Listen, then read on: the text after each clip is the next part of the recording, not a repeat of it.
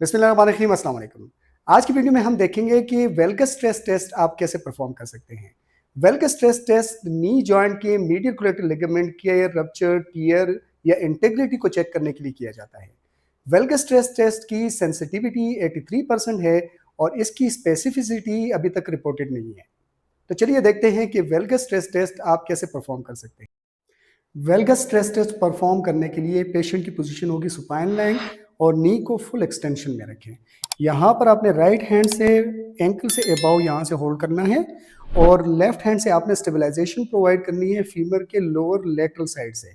ठीक है, यहाँ से आपने राइट हैंड से स्लाइटली लोअर लेग को एक्सटर्नल रोटेशन में लेके जाना है और उसको वेल्गस स्ट्रेस देना है, बाहर की तरफ मूव करना है, एबडक्शन में मूव करना है।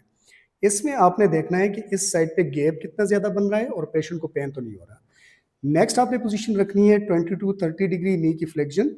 ठीक है, इस पे भी आपने उसी तरह लेफ्ट हैंड से स्टेबलाइजेशन करनी है और राइट हैंड से लोअर लेग को आप होल्ड करके स्लाइट एक्सटर्नल रोटेशन में लेके जाएं और वेल्गस स्ट्रेस अप्लाई करें, एबडक्शन में फोर्स अप्लाई करें लोअर लेग को और देखें यहाँ पर गैप कितना बन रहा है और पेन तो नहीं हो रहा पेशेंट को।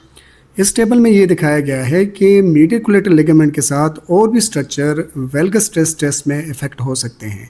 0 डिग्री में कौन कौन से स्ट्रक्चर इफेक्ट होंगे और 20 टू 30 डिग्री अगर आप नी को फ्लेक्स करके वेल्गस स्ट्रेस टेस्ट अप्लाई करेंगे तो उसमें कौन से स्ट्रक्चर इफेक्ट होंगे।